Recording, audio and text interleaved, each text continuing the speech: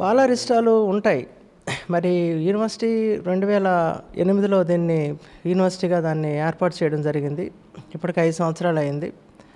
బాలారిష్టాల్లో ఇంకా ఉన్నాం. ప్రత్యేకంగా నిధుల సమస్య కూడా ఉంది. అయితే ఇటీవలే కేంద్ర ప్రభుత్వం కూడా ఒక మంచి నిర్ణయాన్ని తీసుకుంది. అంటే రోసా అనేటటువంటి ఒక పథకం కింద ఈ వెనుకబడిన ప్రాంతాల్లో ఉన్న యూనివర్సిటీలకు ప్రత్యేక నిధులు అందించడం కార్యక్రమాన్ని చేపట్టింది.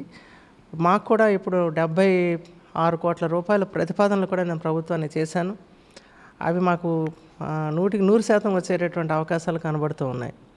సో మాకు ఫండ్స్ విషయం సమస్య ఉన్నప్పటికీ కూడాను ఫండ్స్ సమీకరించుకోవడానికి నా ప్రయత్నాలు నేను చేస్తూ ఉన్నాను. ఆ దిశగా మేము చాలా అంటే సక్సెస్ఫుల్గా వెళుతున్నామని నాకు అనిపిస్తూ ఉంది. త్వరలోనే ఆ నిధుల కొరతను కూడా అధిగమిస్తాం. ఇప్పుడు మరి 34 వేకెన్సీస్కి నోటిఫికేషన్ ఇచ్చాను. ఈ నెక్స్ట్ మంత్లో అది మేము నియామకాలు కూడా పూర్తి చేస్తున్నాం. మళ్ళీ 15 వేకెన్సీస్ అసిస్టెంట్ ప్రొఫెసర్స్ ఇచ్చారు. దానికి నోటిఫికేషన్ త్వరలోనే జారీ చేస్తున్నాను. మరి కొత్తగా నిధులు రాబోతున్నాయి. ప్రభుత్వం నుంచి మాకు అంటే ప్రపోజల్స్ వెళ్ళాలి.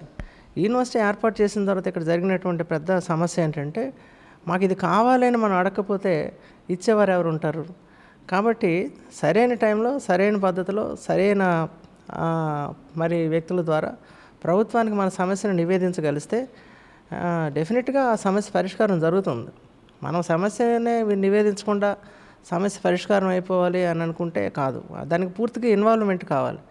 ఒక వైస్ ఛాన్సలర్ అయినా కానీ ఎవరైనా కానీ అది పూర్తి స్థాయిలో ఇన్వాల్వ్ అయినప్పుడు డెఫినెట్గా మనకి నిధులు కూడా వస్తాయి. నిధులు వచ్చే అవకాశం కూడా ఉంది. కాబట్టి నిధులు తక్కువగా ఉన్నప్పటికీ కూడా మనం ఎక్కువ చేయడానికి అది ప్రతిబంధకం అని నేను ఆలోచించను ఎప్పుడు కూడా. మనకు చేయాలనే తలంపు చేయాలి అనేటటువంటి సంకల్పం ఉన్నప్పుడు తక్కువ నిధులతో కూడా ఎక్కువ పని చేయడానికి అవకాశం ఉంది. లేదండి, అంటే ఉదాహరణకి బయోటెక్నాలజీ ఎందుకు పెట్టారని చాలామంది క్వశ్చన్ చేశారు. ఆ బయోటెక్నాలజీలో తక్కువ మంది జాయిన్ అవుతున్నారు. కానీ ఈ సంవత్సరం బయోటెక్నాలజీలో 22 మంది జాయిన్ అయ్యారు. మరి లా కోర్సులో లాస్ట్ ఇయర్ అడ్మిషన్స్ 2-3 జాయిన్ అయితే ఈరోజు 45 మంది జాయిన్ అయ్యారు. అంటే మనం ఏ విధంగా ఆ డిపార్ట్మెంట్ గురించి మన ప్రజల్లోకి తీసుకెళ్తున్నాం, ఎలాగ అవేర్నెస్ క్రియేట్ చేస్తున్నాం అనేది ఇంపార్టెంట్ ఇక్కడ. మరి ఈ సంవత్సరం అడ్మిషన్స్ కూడా బాగా పెరిగాయి. ఇప్పుడు బయోటెక్నాలజీ వలన నేను ఎన్ని చేయగలుగుతున్నాను? సాయిల్ శాంపుల్స్ చేయగలుగుతున్నాను, నీట్ శాంపుల్స్ డ్రా చేయగలుగుతున్నాను. మంచి ల్యాబ్ ఉంది మాకు. బయోటెక్నాలజీ ఆంధ్ర యూనివర్సిటీ కన్నా గొప్ప ల్యాబ్ ఉంది మాకు. మేము ఆ పరిశోధన ఫలితాలు ఫ్యాక్టరీలకు అందజేస్తున్నాం. ఎంత కాలుష్యం జరిగిందని చెప్తున్నాం. కేవలం ఒక బయోటెక్నాలజీ డిపార్ట్మెంట్నే టార్గెట్ చేస్తున్నారు. ఎందుకంటే అది ఇక్కడ అవసరం లేదు కదా. దాని బదులు ఒక చరిత్ర డిపార్ట్మెంట్, హిస్టరీ లేదంటున్నారు. అలాగే ఇంకొక పబ్లిక్ అడ్మినిస్ట్రేషన్ లేదంటున్నారు. వాటికి కూడా కావాలని రాశాను ఇప్పుడు నేను. ఆ డిపార్ట్మెంట్స్ కూడా వస్తున్నాయి. కానీ ఇప్పుడు ఉన్న డిపార్ట్మెంట్స్ని మనం బలోపేతం చేయాలి. ఆల్రెడీ ఎస్టాబ్లిష్ అయినాయి కాబట్టి దానికి కొంత నిధులు కూడా ఖర్చు చేయడం జరిగింది. కాబట్టి ఆ ఉన్నటువంటి డిపార్ట్మెంట్స్ని బలోపేతం చేస్తూనే ఇంకా ఏవైతే కొత్త డిపార్ట్మెంట్లు కావాలో వాటి కోసం కృషి చేయాలి. అదే చేస్తున్నాం. నాకు 3 సంవత్సరాల కాలంలో నేను అనుకున్నవన్నీ సాధించగలననేటువంటి నమ్మకం నాకు ఉంది. అంటే నేను అసలు మీకు చెప్పినటువంటి కార్యక్రమాన్ని మొట్టమొదటి రోజు నేను మా సహచరులతో మాట్లాడినప్పుడు ఇది సాధ్యమా అని ఆలోచించారు. ఇవాళ 6 మంత్స్ తర్వాత 5 నెలల్లోనే దాన్ని నేను గ్రౌండింగ్ చేసి ఫలితాలు కూడా ఈరోజు మనం చూపెట్టగలుస్తున్నాం ప్రజలకి. కాబట్టి నాకైతే పూర్తి విశ్వాసం ఉంది. మనం ఒక కొత్త పద్ధతిలో ఒక చిన్న యూనివర్సిటీ అయినా దీని పేరును గట్టిగా బయటకు వినిపించడానికి ఇటువంటి కార్యక్రమాలు చాలా అవసరం. కేవలం ఫండ్స్తోనే సమస్య కాదు. ఫండ్స్ అనేది that is one thing. But at the same time మనకి సరైనటువంటి విల్లింగ్నెస్ ఉండాలి, కమిట్మెంట్ ఉండాలి, డెడికేషన్ ఉండాలి. ఏదో ఒకటి నేను యూనివర్సిటీకి మనం చేయాలి, మనందరం ఇన్వాల్వ్ కావాలి. ఇది మన యూనివర్సిటీ, మన ప్రాంతానిది.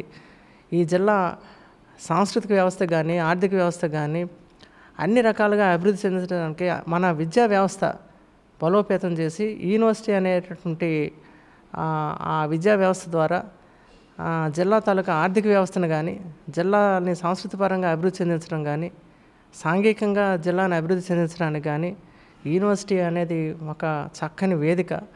దానిని మనం ఉపయోగించుకొని భవిష్యత్తులోకి వెళ్ళడానికి ఎన్నో అవకాశాలు ఉన్నాయని నేను భావిస్తూ ఉన్నాను.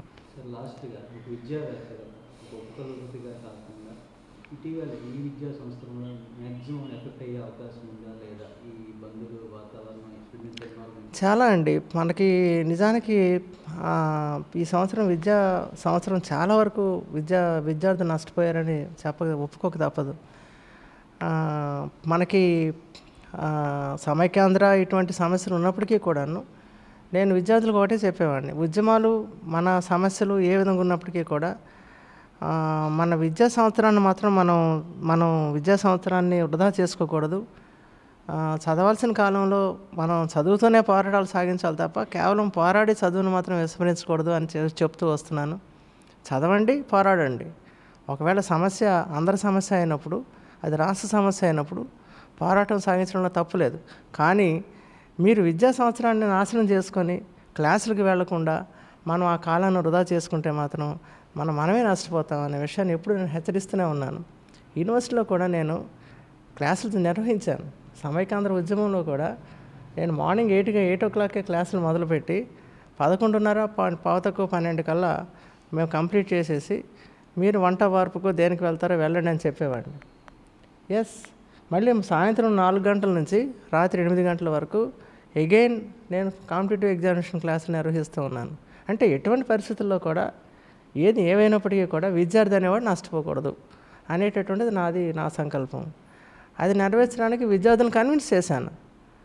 మా విద్యార్థులు కూడా నాతో కొంతమంది వచ్చి, సార్ అందరూ మమ్మల్ని ఇలాగ అంటున్నారు అన్నప్పటికీ కూడాను మనం చేస్తున్న తప్పేం కాదు, మనం ఒక మంచి పని చేసేటప్పుడు కన్విన్స్ చేస్తూ చేద్దాం, వాళ్ళు కూడా మనం కన్విన్స్ చేద్దాం, ఇదిగో మేము ఇలా ఉద్యమంలో పార్టిసిపేట్ చేస్తాం, ఇలా చేయగలుగుతున్నాం, మీరు కూడా సహకరించండి అని మనం చెప్పడమే తప్ప ఏదో ఒక పద్ధతిలోనే మనం ఆలోచించుకుంటూ మన చెట్టును మనమే కొమ్మను నరుక్కునేటటువంటి పరిస్థితి, అటువంటి దుస్థితి పరిస్థితి ఏ వ్యవస్థకి రాకూడదు.